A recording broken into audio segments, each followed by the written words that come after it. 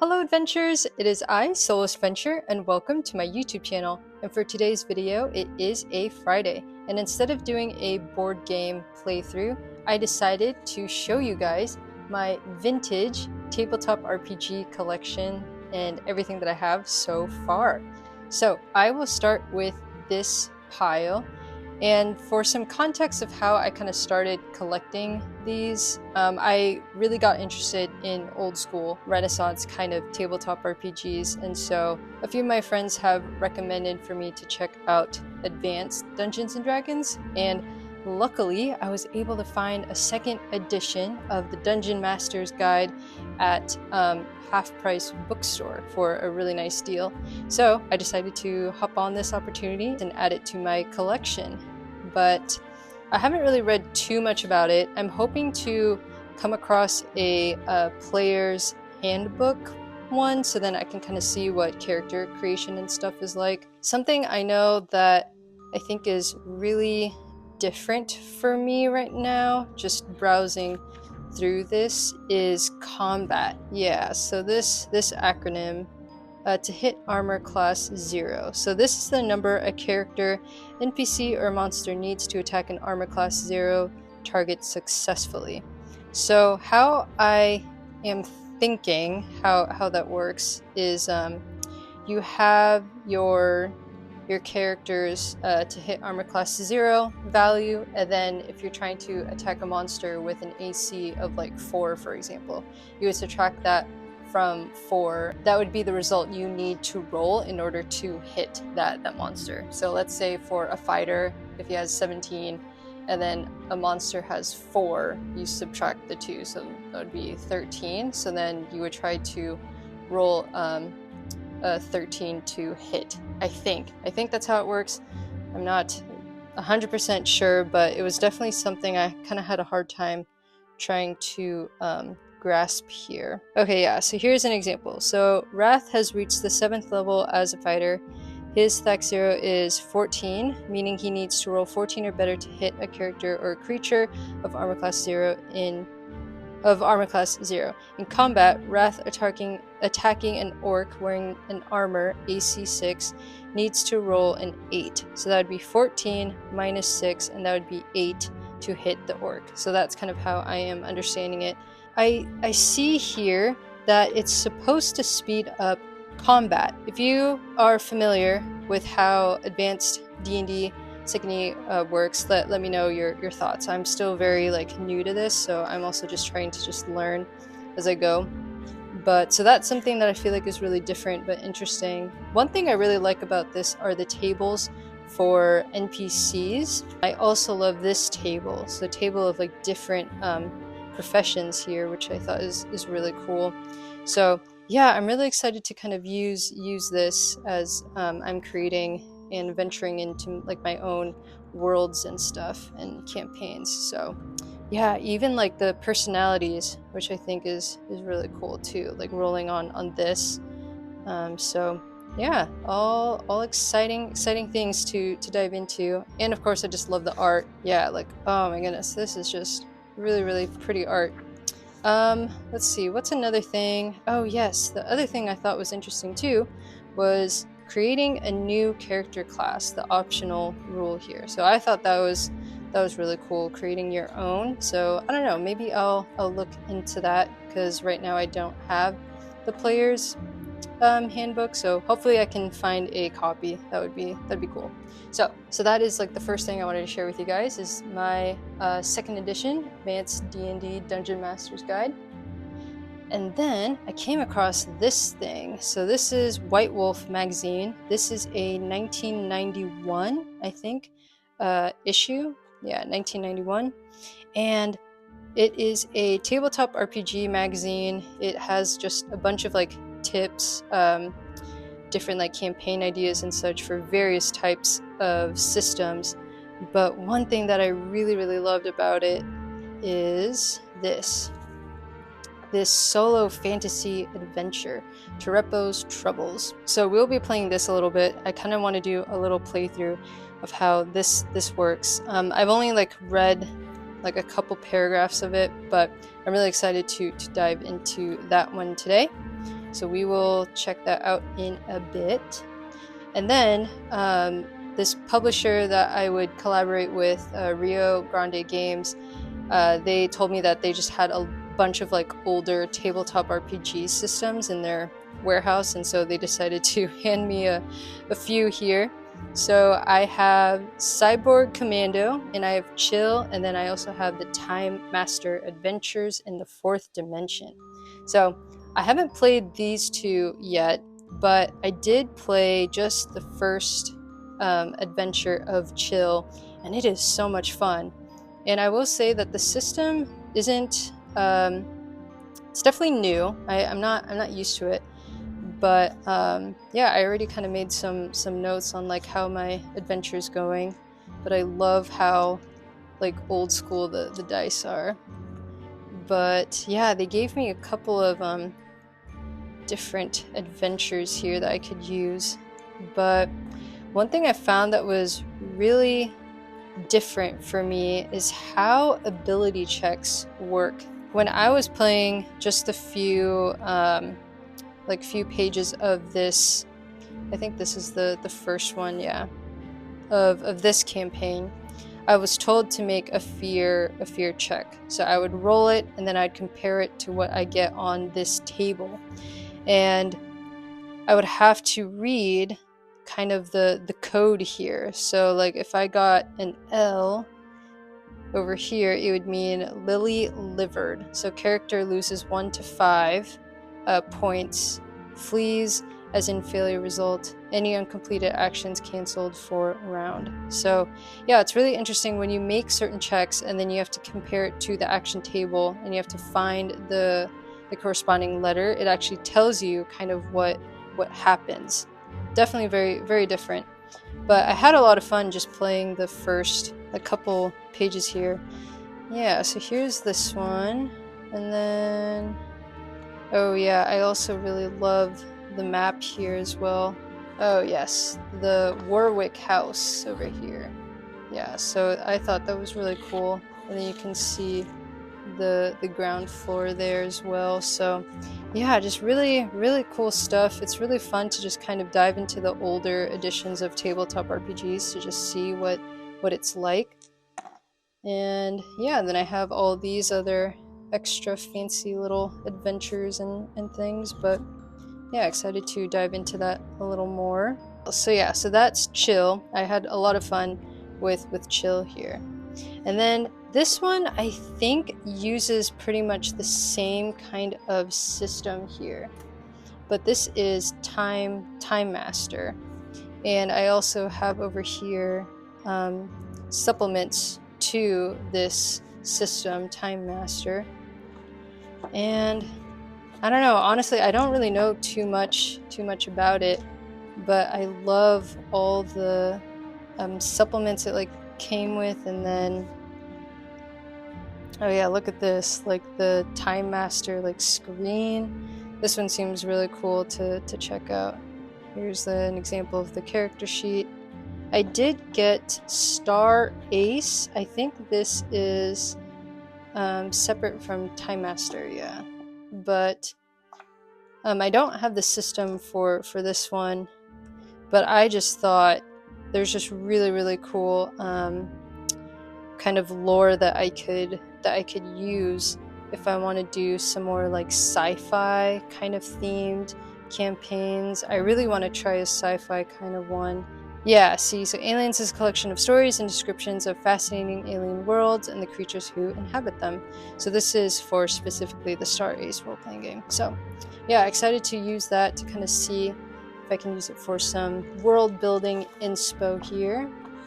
And then lastly, we do have Cyborg Commando, which apparently was an epic fail at the time. This was, I like read an article somewhere that this was not successful, and it actually is, I guess, incomplete in a way. When they released this, I think they were just hoping that people would like it, and eventually they would just slowly kind of release more and more things for it. But I tried really hard trying to read how to play this, and I could not grasp it whatsoever. Character creation I thought was very hard for me to understand. As I was trying to put together like stats and stuff for my character, I think I did it wrong, but anyways, yeah, I was trying hard to find some like resources online to see if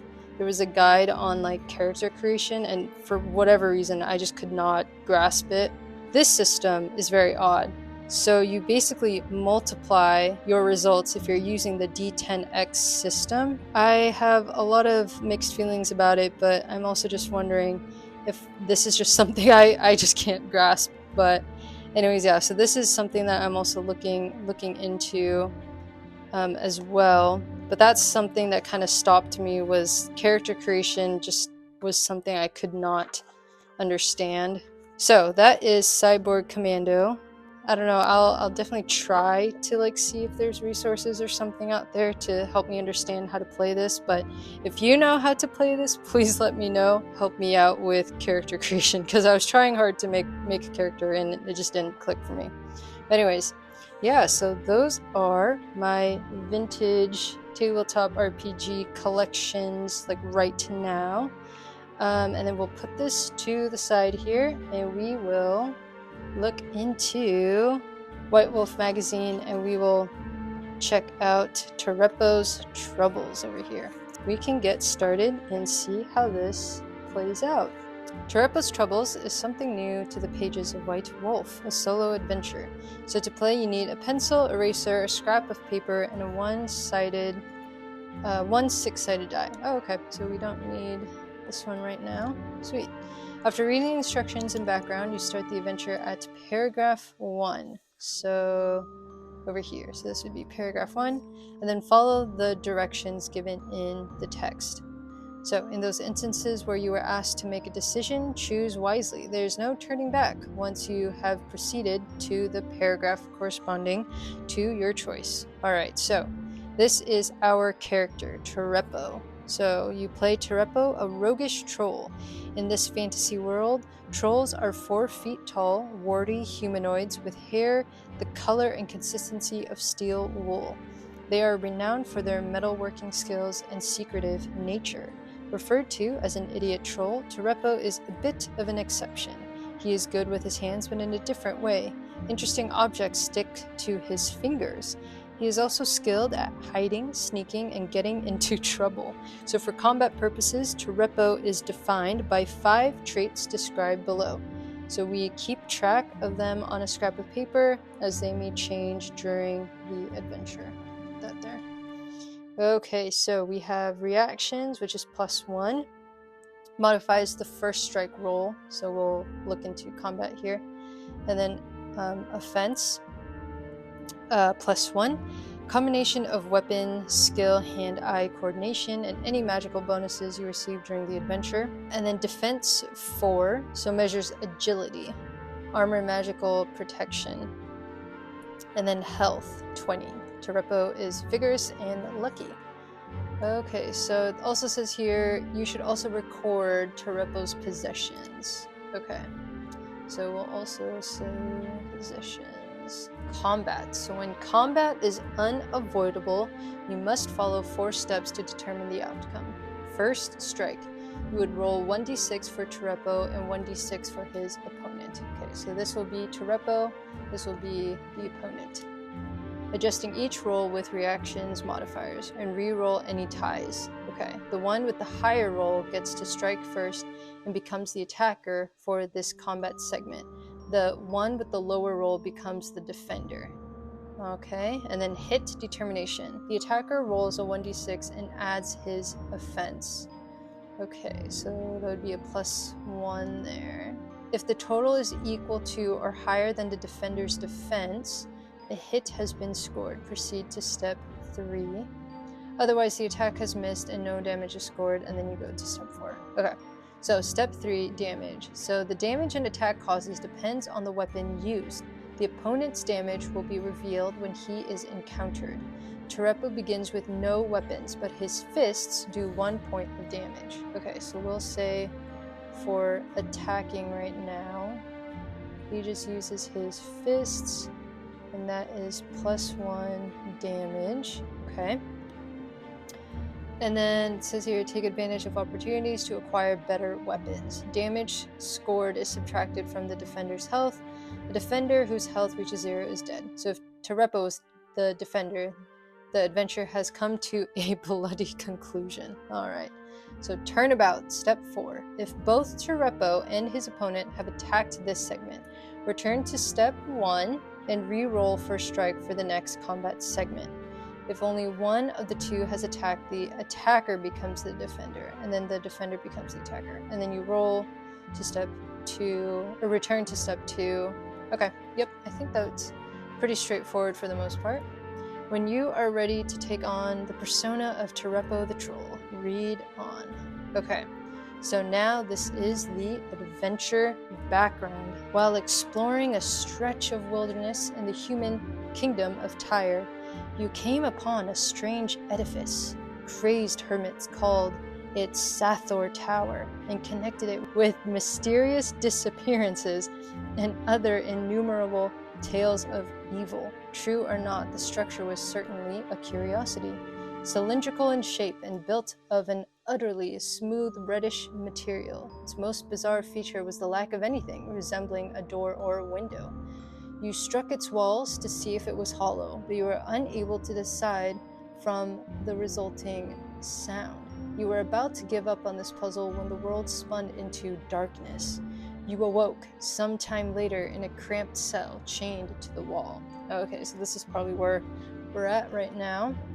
An old man shared your accommodations. Torchlight filtering through the barred window on the door flickered across the smooth red walls. That is when you realized that you were inside Sathor Tower. At first, this revelation excited you. How many people could match such a story? Now, 15 days later, okay, so already a lot of time passed by, the novelty is wearing off. It is time to escape. Read paragraph 1 to begin your adventure. You must first remove the cold iron manacles that bind your wrists. Will you try to pull the chains from the wall? Read 10.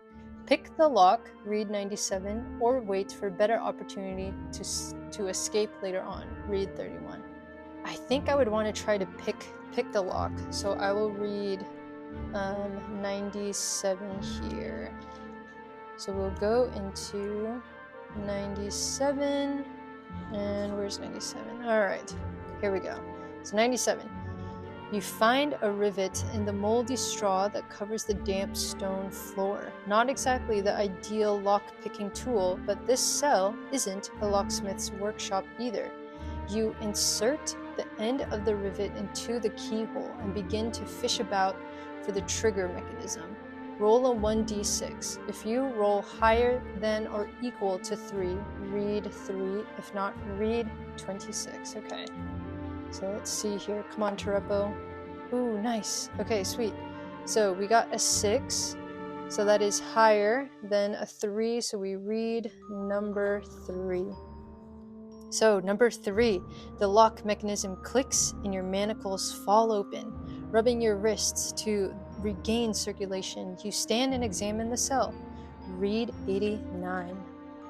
Okay, not bad. Good job, Tarepo. Okay, so 89. The old man who shares your cell rattles his chains to get your attention. He moves his lips but says nothing. Perhaps he is crazy. He does look wild and unkempt, dressed in rags with a thick clot of beard covering his face. He is bound in manacles similar to your own, but made of a silver metal with strange symbols etched into them. Will you free the old man? Read 2. Search the cell for hidden exits. Read 49. Or leave the main door. Read 15. Honestly, I'll probably try to free the old guy. Why not? Let's see. Okay, so number 2. So if you possess a key ring, you find the key to the old man's manacles and free him. Without a key, you will have to pick the lock with a rusty rivet you find on the ground. Yeah, so we're probably gonna have to do that. Roll a 1d6. Okay. And if the result is a 1 or 2, we read 61. If the result is 3, 4, 5, or 6, then we go to 92. Alright, so let's see here. So that's a 4, so we would read 92. So 92. Okay, your lock picking succeeds. The old man is free. Nice. So now we go to 39. With his manacles removed, the old man lunges forwards and picks you up in a bear hug. Will you defend yourself or tell him you mean no harm? I will probably tell him I don't mean any harm. So we will read 85. Okay, so 85. The old man is just showing his gratitude. I thought you would never free me, he says. I'm Gerald, a humble spell weaver. The manacles that bound me are rune chains. They prevented me from using magic to free myself or even to speak. It will take all my power to escape this accursed tower, and I cannot take you with me. However, I will give you 2 gifts. The old man plucks his left eye out of his socket and hands it to you. This eye will allow you to see the truth in any given situation, even if that truth is concealed by powerful magic. And as for the second gift, the wizard snaps his fingers and the cell door opens, and he disappears before you can thank him. You pocket the glass wizard's eye and leave your cell for the hall beyond. And then we will read 4. Okay, so we got the wizard's eye. Well, thank you, Gerald, for your eyeball there. Okay, so now we read 4. So you stand in a hall which stretches right and left as far as the dim torchlight allows you to see. A third hall faces you. None of the passages look particularly promising. Taking a torch for future use, will you go to the right, the left, or ahead? Maybe I'll just go ahead. So we will read 30. Okay. So let's see here. You follow a featureless passage.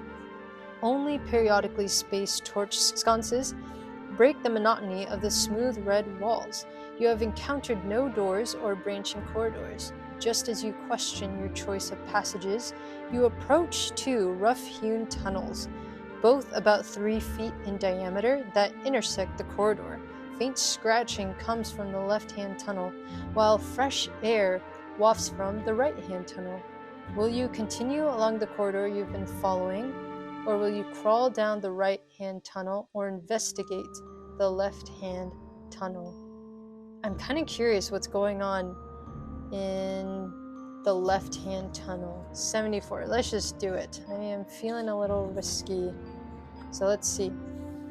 Alright, so it says here, you light a torch and enter the tunnel. As you crawl, the scratching grows louder. Soon you see what looks like a troll crouched at the end of the tunnel, his back to you, apparently digging. Your flickering torchlight catches his attention and he turns. Dead eyes fasten upon you from a sunken face. This gray-faced creature is a troll, but a dead one, a digger. According to stories from your youth, unless the corpse of a miner who has died during a cave-in is recovered within 7 days, it is cursed with undeath. It must dig itself free of the earth with only its nails. Like all undead, diggers hate the living. You may fight, or you may flee. What will we do? I probably want to flee, so we will go to 53 here. Okay, so as the digger crawls forward, its blank stare freezes your limbs. You must roll a 5 or 6 on a 1d6 to master your fear and escape. Okay, so let's see. Okay, we got a 5. Ooh, that was close. So now we read on to 48. Okay, so over here. Fearing another encounter with fearsome diggers, you quickly crawl back and proceed down the main corridor. So now 42. Okay. Further down the passage, you come to a door blocking your progress. This one has neither lock nor window, so you assume it isn't a cell. A musty smell seeps through the wood. Do you wish to open the door and enter cautiously, or rush in quickly with surprise in your favor. I'll probably do that. So we will read 93. Okay, surprise is the active word, but not as you had hoped. Okay, so when you rush into the room, you also rush towards a gaping pit. Roll a 1d6. Okay, so we rolled a 4. If you roll higher than or equal to 4, you stop in time and we read 50. Okay. Alright, so what is interesting? Okay. You have entered a circular room with a deep pit in the center. A 3-foot wide ledge runs the circumference. You cannot see the bottom of the pit, but the musty smell you detected earlier is emanating from it. An iron-runged ladder descends into the blackness. Another door stands opposite you. You may climb down the ladder, read 66, or you may leave this room via opposite door. I'll probably climb down the ladder. Feeling a bit brave and lucky here. Oh goodness. Okay. The bottom of the pit is covered with shriveled corpses. All races are presented. Curiously, none have decayed, but instead are dry as husks, as if the liquid has been drained from their bodies. There is nothing of value among the corpses, so you climb up the ladder and leave the room. Okay, so now we read 22. Okay, at least that was uneventful. So what is in paragraph 22? Alright, only a few dozen strides further, you arrive at the door on your left. It is of a solid red stone attached to the wall by 2 great iron hinges. It is locked. Whatever is inside is surely valuable, you think. You may try each of the following options only once. Okay.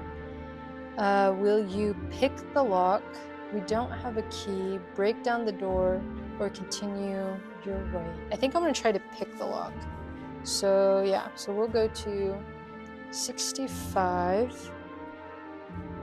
Okay, so it says here, to successfully pick the lock with a minimum of tools, you must roll a 5 or better on a 1d6. Okay. Hopefully... Oh man, okay, so we got a 4. So, let's see, if we have a key ring, we don't. If you fail, read 80. Okay, so we did fail.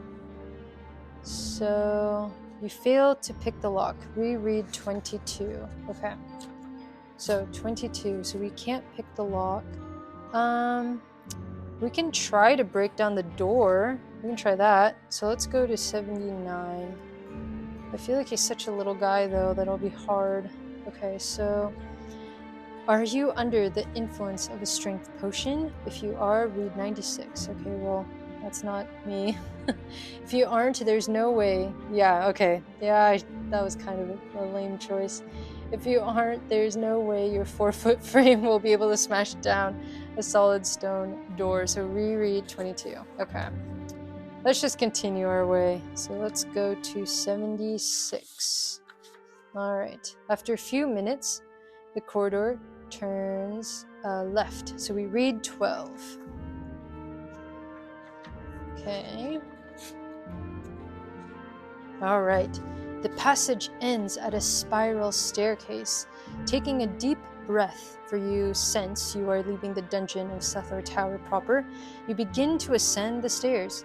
And soon you reach a door on the right, presumably the main tower level, and you hear a low moan from further up the stairs. Will you open the door or continue to climb? I kind of just want to continue to climb. So let's see. 91 over here. Okay, so a couple of steps further up the stairs, a violent wind blows out your torch. In the darkness, you feel that you are not the only one on the stairs at this moment, although you may be the only living thing. An icy presence brushes near you. You scream uncontrollably and run down the stairs to the door and burst through it in a sweat. In your fear-induced haste, you have lost an item. Choose an item from your possessions list and cross it off. Oh no, so we lost the wizard's eye. Okay. Read 59. Oh man. Alright, so let's see. You have entered a large chamber, which you must... Oh, you entered a large chamber which must take up the entire main level of the tower. In the center of the room is a strange device, but you haven't time to examine it right now. A tall, shadowy figure approaches. You instinctively know that this is the master of Sathor Tower. I am glad you chose to enter this chamber, it laughs.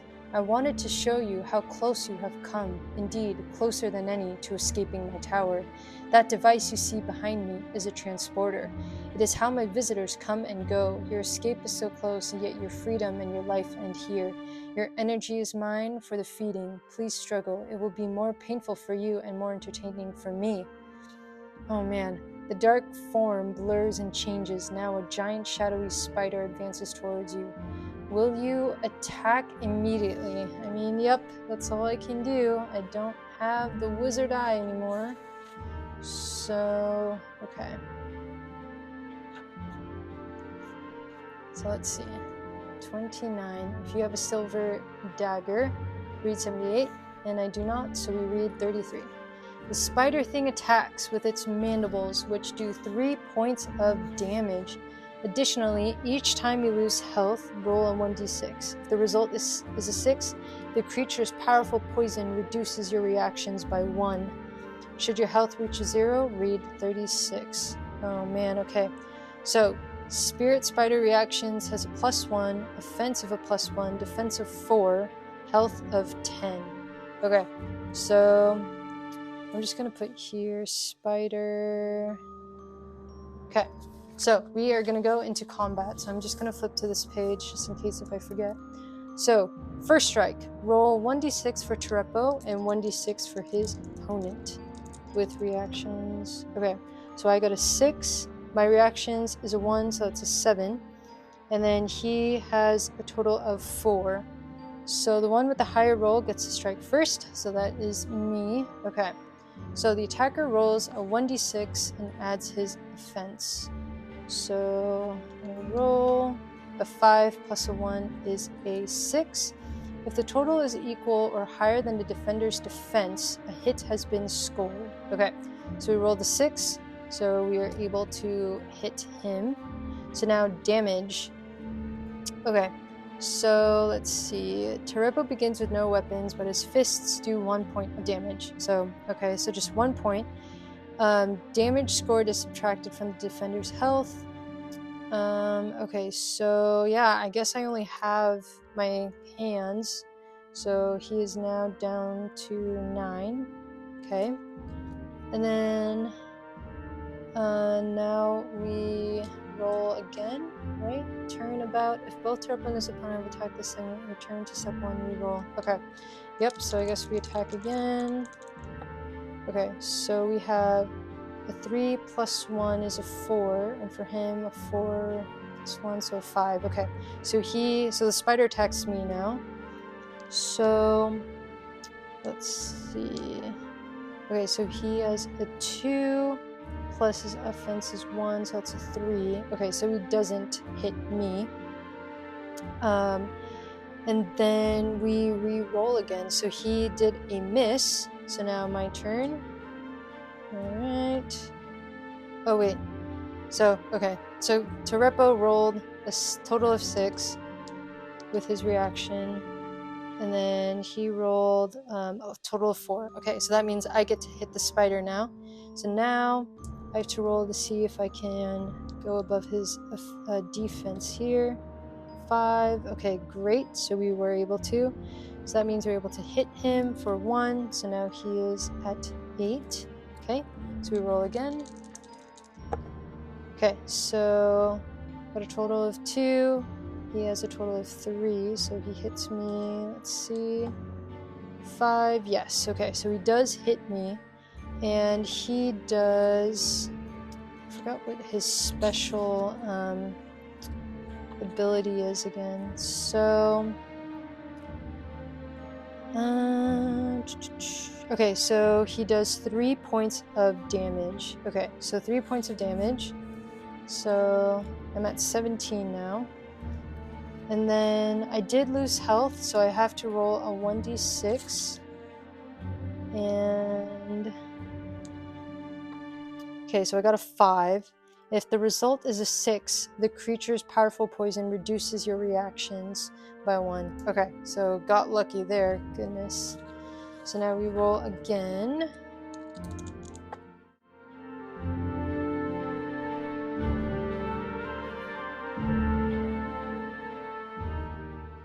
So what is this?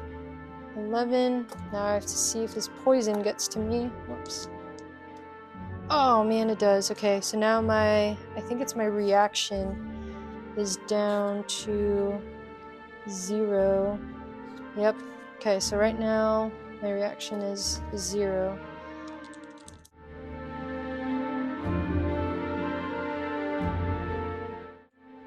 Yes! Okay, he is down to 0. Yay! Okay, so we were able to defeat that spider.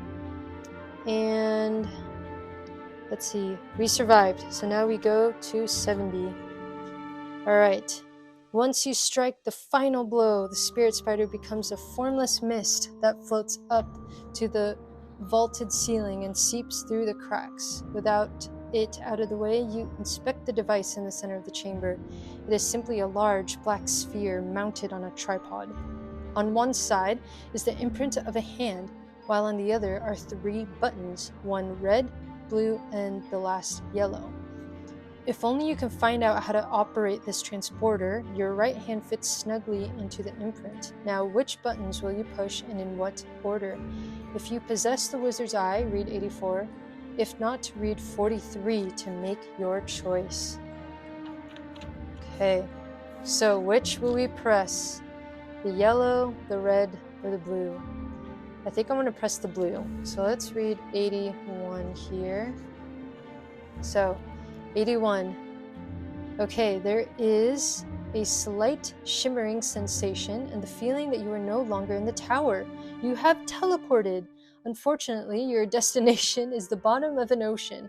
With the surface miles above, the pressure causes your body to implode before you can drown. Welcome to a watery grave. Oh man, okay, so that is where our adventure ended. So we ended up in the bottom of an ocean. All right, well, that is the adventure of Tarepo and Tarepo's troubles. But this was a fun solo adventure, and the combat piece was really fun too. But yeah, okay. Well, that was a fun little game there. But anyways, well, thank you so much, adventurers, for joining me today and exploring my vintage tabletop RPG collection. I'm really hoping to dive into more of the advanced D&D 2nd edition eventually. And so, yeah, I hope that was fun for you to watch, and maybe you recognize some of these vintage tabletop RPGs. Let me know if you do.